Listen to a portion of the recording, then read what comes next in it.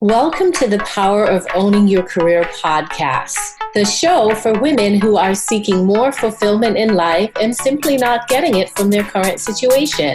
We focus specifically on careers, but hey, we spend a lot of time in our careers, so making changes here will definitely create an impact in your overall happiness. I'm your host, Simone Morris, and my mission is to empower women to succeed. I believe that in order to powerfully own your career, you must decide and claim that you want to sit in the driver's seat. You must know that you deserve better and be willing to not only do the requisite work, but be willing to go out on a limb to ensure your success.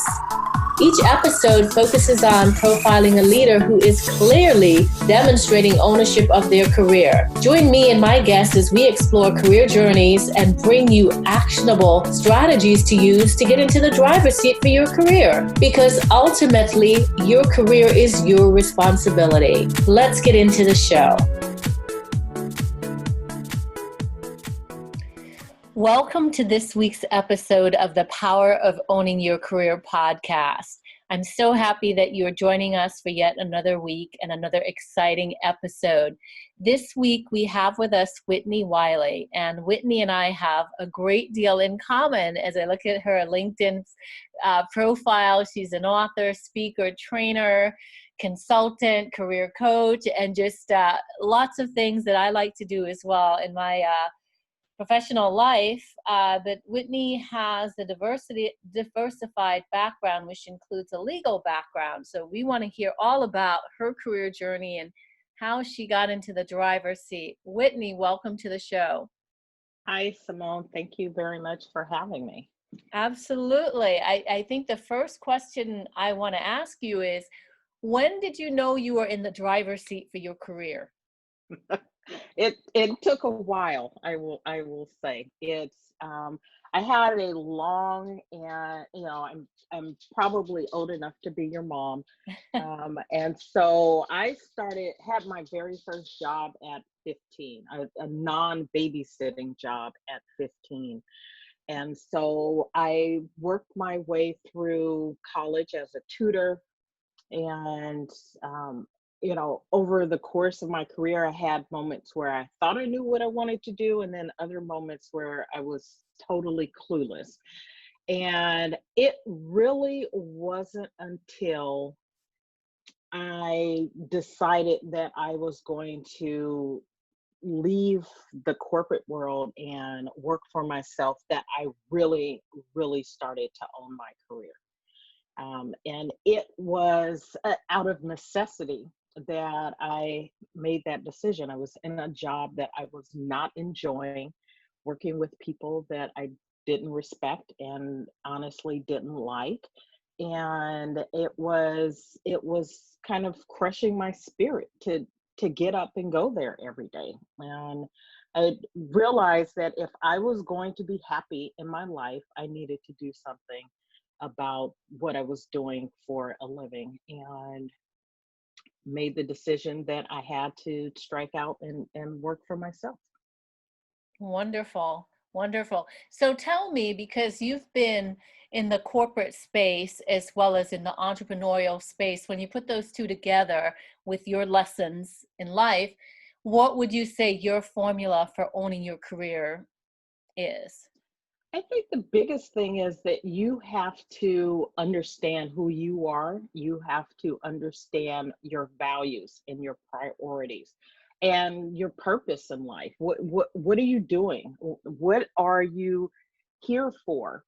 And I don't mean that in um, a sense that if you don't know your purpose, that you can't own your career. But I think having the clarity of those three things, in particular your values, priorities, and your purpose, it makes it easier for you to take what you know about yourself and then apply it to what you'll do as a vocation.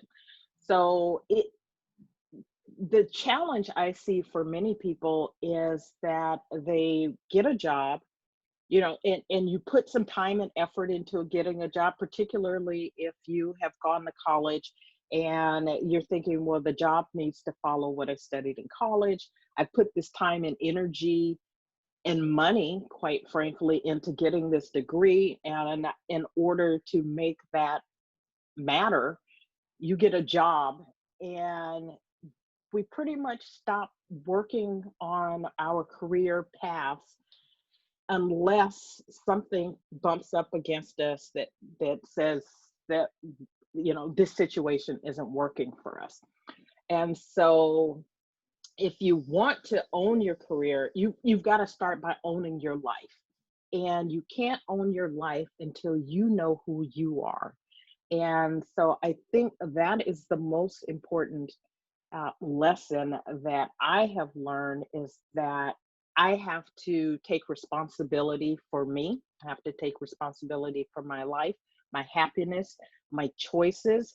And then I can apply that along with what I'm passionate about, what I feel my life purpose is, and then bring all those things together to own a career, to either create something or to find the situation that works for you.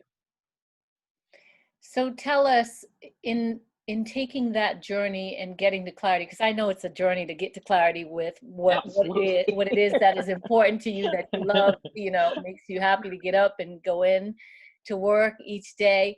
What are some strategies that you have used that our listeners perhaps could use to get to that clarity of purpose? So I would say one is to look at everything you have done as an opportunity for learning a lesson, and not to look at anything as a failure. So for instance, I initially was studying mathematics in school. I went to the University of California at Berkeley. I was studying applied mathematics. And my first stint there, I was dismissed. I was on academic probation, and then I was dismissed. And for a really long time, I held a lot of shame about that. And I didn't tell people that I didn't finish. And eventually I went back. I'd gotten some things settled in my life, and I applied for readmission. I was readmitted, went back. To this day, I still do not have a degree from the University of California, Berkeley. But I don't hold any shame about that. And so while there was a failure in that, I learned a lot of lessons about myself, about my willingness to stick to something. But by the time I had gone back the second time, mathematics really wasn't where my head was. It wasn't where my heart was. And honestly, Simone, I studied mathematics because I didn't know what else to study. It was the one thing that I enjoyed as a kid. And I know that's probably hard for a lot of people to imagine, really liking math. I did. I was like, what were you planning on doing with it? That was the problem. I didn't have a plan for what I was going to do with it. And so it made it really difficult when it got challenging to keep pushing forward, right? That underlying why, if it's not there, it creates a vacuum and it's hard to press through. And what I knew about mathematics at the time, as I was watching my professors, I was like, well, I don't want to do that. And the only other thing I really knew to do with mathematics was to teach. So either it was going to be at a college level, which would have required even more school, getting a PhD, or teaching at a lower level. Now, I enjoyed it. I enjoyed teaching. I was a tutor. As I mentioned, I tutored my way through college, but it wasn't something that I envisioned doing as a career. And so that inability to have a why, to stick to it, created a problem for me. But what I learned is that I liked what was happening in organizations and observing what was happening in organizations. So I continued to do some things that utilize the logical side, the analytical side of my brain. I was an engineering technician for a while. I waited tables on a number of occasions, and then I decided that I wanted to be in business for myself.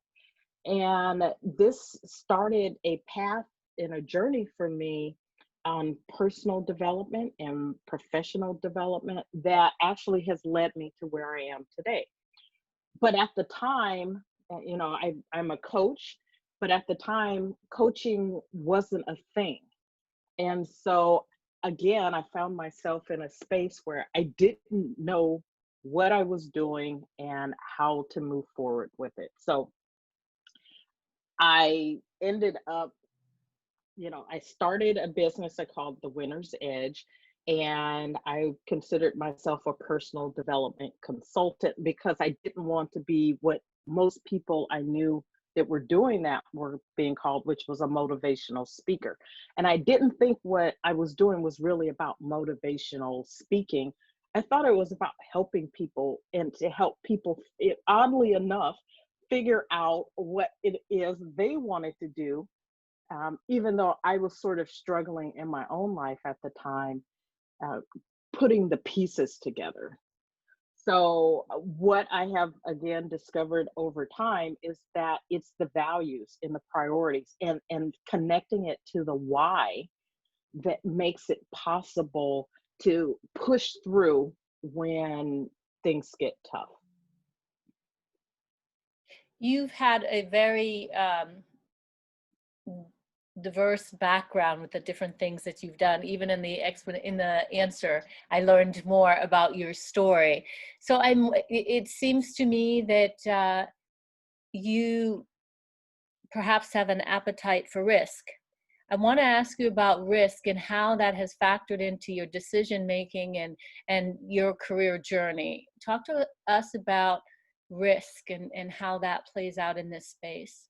Sure. So there is a part of me that is a risk taker, and then there is a big part of me that is very much about stability and not taking risks. So, I mentioned that I had started the Winner's Edge, and I actually left my job as an engineering technician to do that.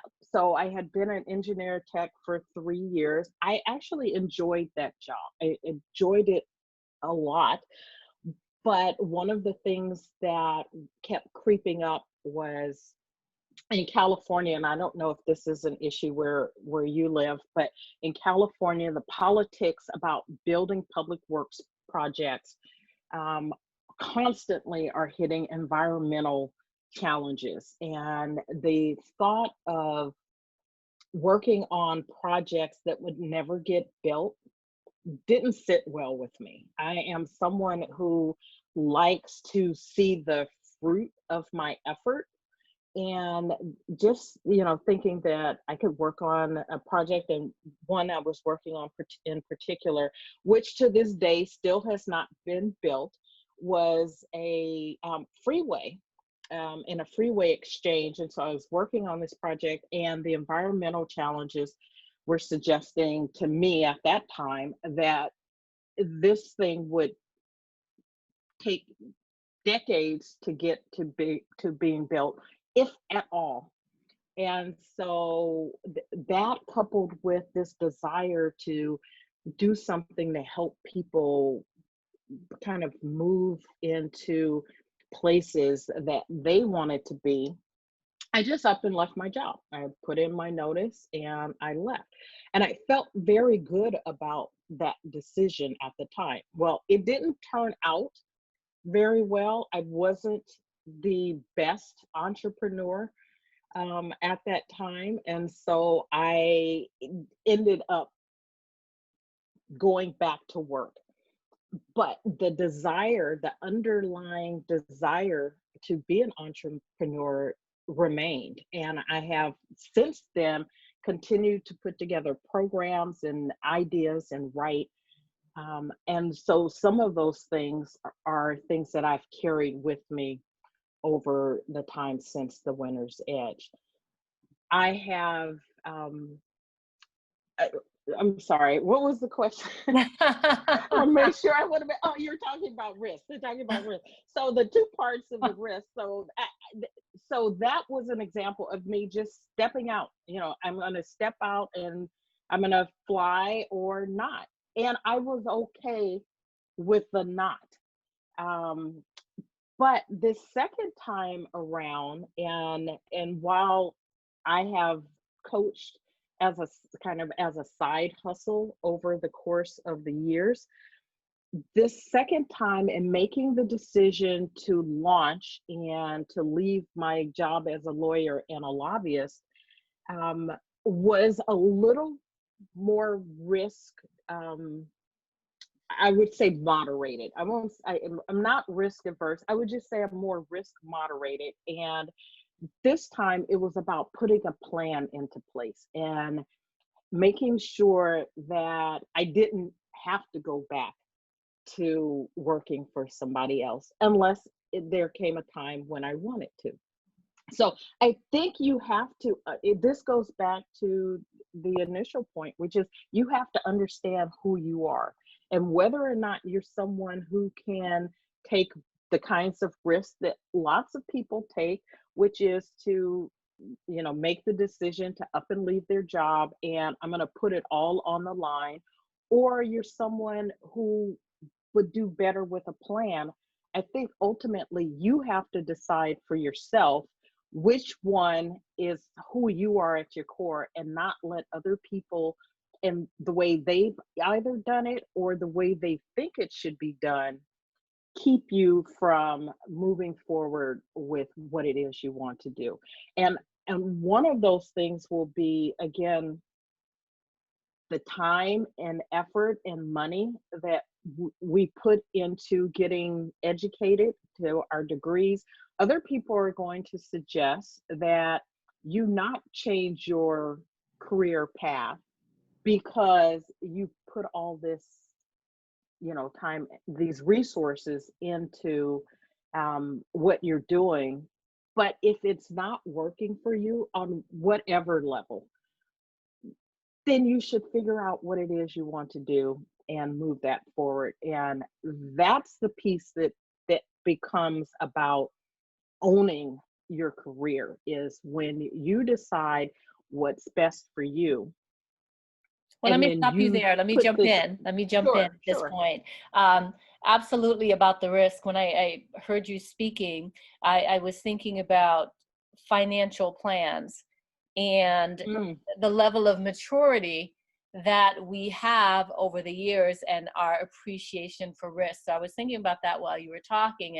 And I was also remembering that this is my third time being an entrepreneur, and that I could relate to going back into the fold and not being ready. But again, if you have that underlying, this is something that I need to do, it's not going to go away, even if you go back in and you're not ready for it. When you're ready for it, you'll step out when you need to. Absolutely. And I'm a believer in timing. I believe that there's a time for everything. And so if something that you want to do doesn't work the first time and you continue to want to do that, you should try again and try again. That's persistence, right? But you can figure out a different way to approach it. It doesn't have to be the exact same thing you did before, or the exact same way you did it before. You use the lessons that you've learned in the intervening time to figure out how to move forward with something in a different way. Maybe you've learned something. I certainly learned some things between my first stint with the Winner's Edge and now with my company shifting into action. There's a huge difference in what I know and who I am. I'm not the same person I was then. And so the outcome is going to be different. I probably could have left my job because of who I am now. I could have left my job and put in a notice and one day just left. It actually took me a while because I wanted to be very clear about what I was doing and where I was going, who I was serving, and the like. So I took the time to put that together, whereas the first time it was more by flying by the seat of my pants. And let's shift over to resources. What resources, online or otherwise, have been helpful to you on this journey? Definitely reading books, and now podcasts. Podcasts were not a thing. When I first started in my journey, I did have tapes. I remember we moved about a year ago, and I found the packages of cassette tapes that I used to listen to. But my number one source is the Bible. I am a believer, and I believe there are lots of lessons about life in to help me figure out who I am. And I think there's a lot to be gained in that. There was a devotional that it's a 90-day plan. It's called Becoming the Woman I Want to Be. And it helps you to figure out who you are, who you want to be, and then sort of putting a plan in place to get there. Another book is The Miracle Morning by Hal Elrod that I think helped me to take a process that I was already doing, but kind of wrap it up and tie a bow around it so that there was more intent that I was doing. So prayer and meditation, visualizations, affirmations, and taking those things and sort of wrapping them up so that at the beginning of each day, I would use those things as a jumping off point for setting up my day for success. Think and Grow Rich is a huge one. One of the very first personal development books I read, that one, and Think and Grow Rich, A Black Choice by Dennis Kimbro. And then recently, amongst lots of other books, The Success Principles by Jack Canfield. On the podcast side, your podcast is on my rotation list, The Power of Owning Your Career, H for Hustle.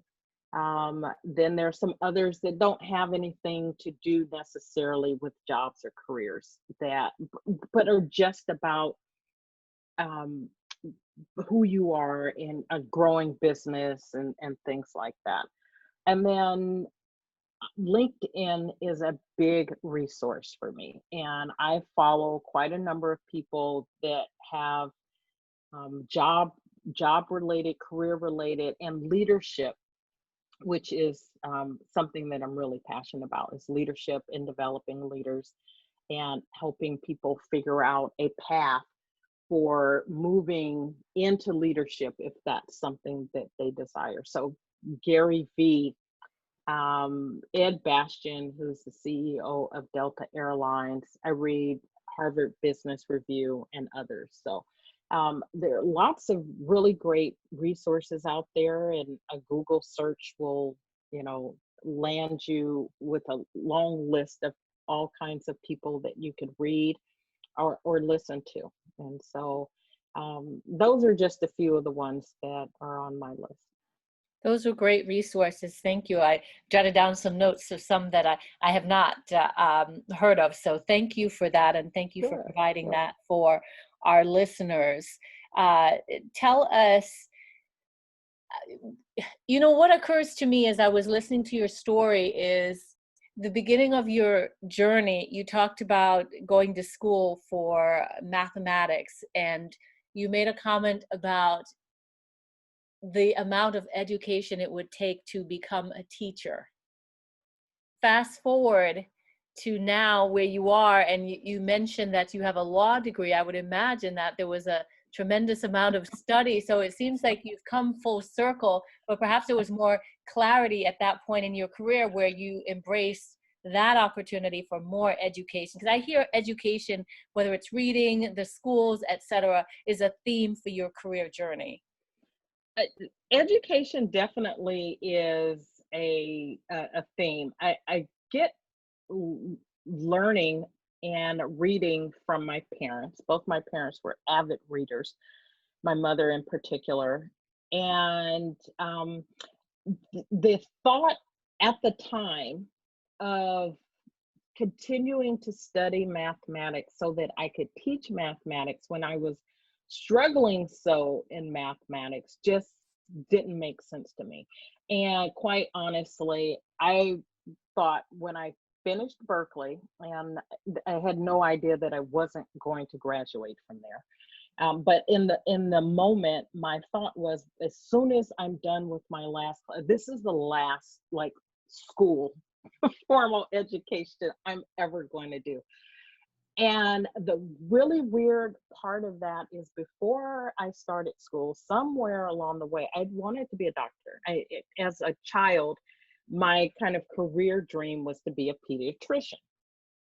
And it was fine until I got to organic chemistry and did not do well in organic chemistry. And so medical school kind of went out the window. Once that went away and I was left with the mathematics and not knowing what to do, the thought of continuing to study in a formal educational institution beyond a bachelor's degree just wasn't in the cards. But I found myself a few years later, I was running a small nonprofit where I was helping to bring resources into this community, to a high school.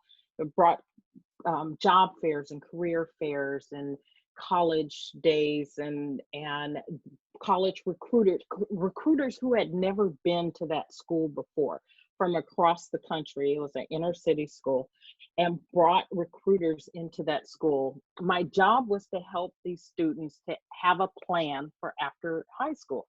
So whether they went to a 4-year or 2-year college vocational program, the military, or got a job, the goal was simply for them to have a plan once they left.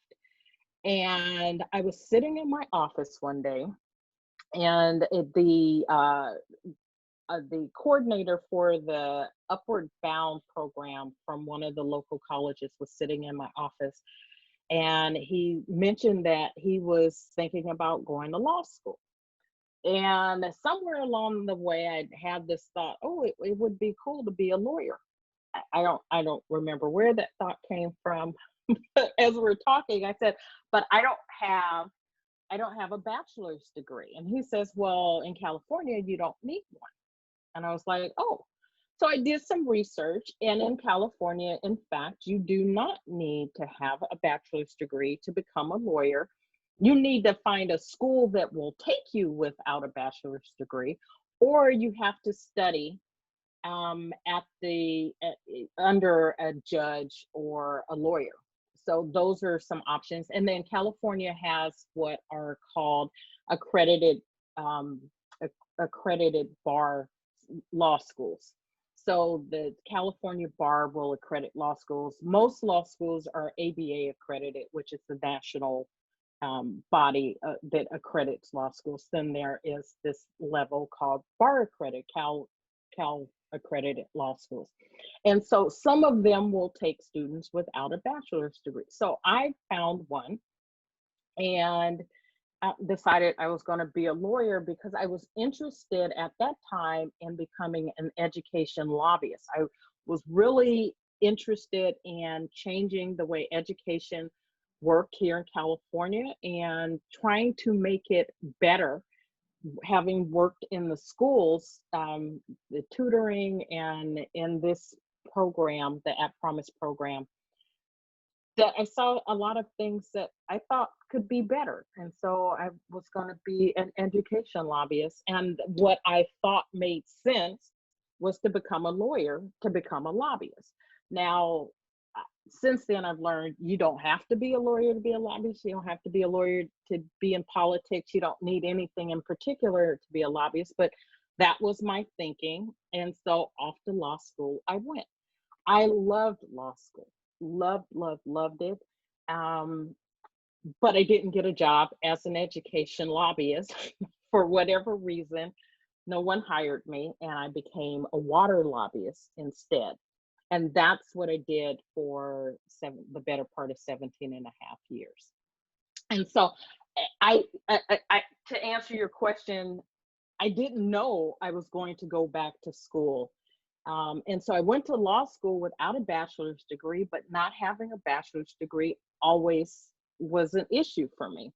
And so I actually did go back to school to complete that. I have a bachelor's in organizational behavior and leadership from the University of San Francisco. And then I went on to get a master's degree in organizational development and leadership, which is where my big passions lie, in helping organizations with their leadership and helping people in their career transitions, particularly as it relates to moving up in leadership.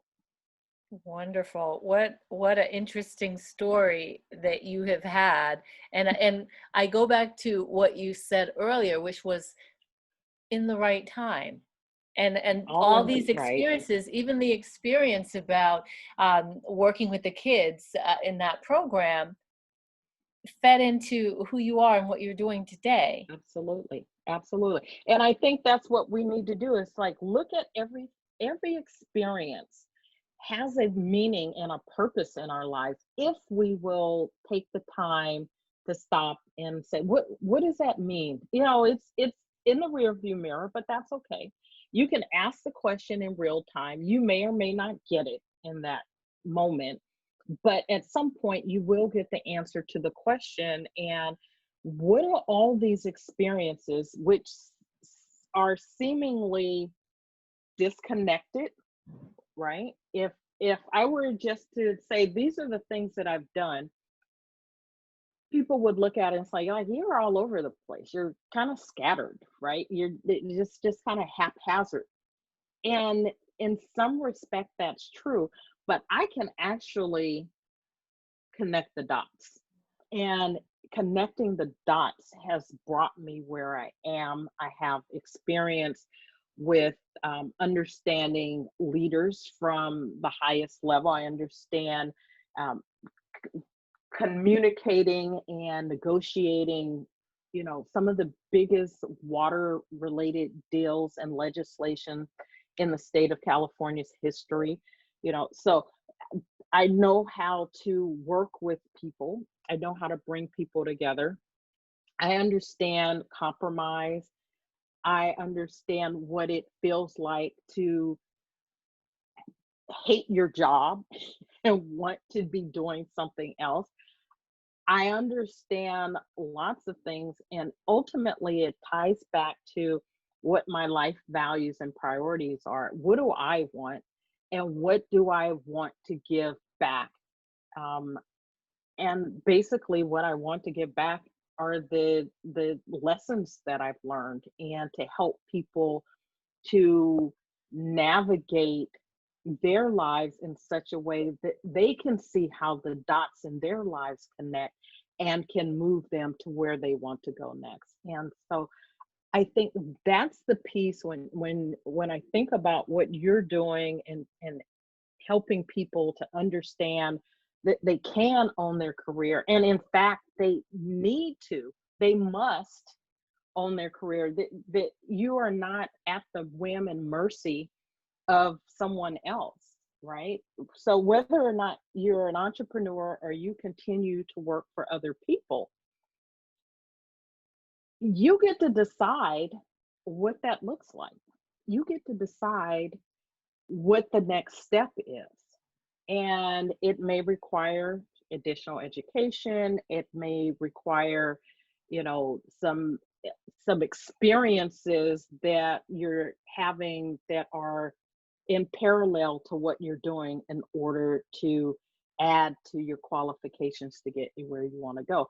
It's all possible, but it starts with saying, I'm going to take responsibility for what I'm doing, my life, my career, And now here are the steps I'm going to take to get where I want to go. Wonderful. Well, on that note, we are going to wrap up the episode, which has been amazing to learn more about your career story. It's been inspirational, and we've got some tips for the listeners to take forward. Please tell our listeners how they can stay connected with you. Great. So I have a Facebook group that is centered around jobs. It's called Dream Job and Career Connection, and I would love for you to connect with me there. It's facebook.com/group/Dream Job Career Connection, or you can look me up on Facebook, Whitnie Wiley, and Whitney is WHITNIE Wiley, WILEY, or send me an email, Whitney@shiftingintooaction.com. All right. Awesome. Well, I'll put that in the show notes as well. Whitney, thank you so much for being a guest on the Power of Owning Your Career podcast. Absolutely. Thank you, Simone. It was a pleasure. Thank you for listening to the Power of Owning Your Career podcast. It is my hope that you enjoyed today's episode. You can check out the show notes for this episode on the SimoneMorrisEnterprises.org website by clicking the podcast menu. Be sure to subscribe on iTunes and tell a friend or two about it.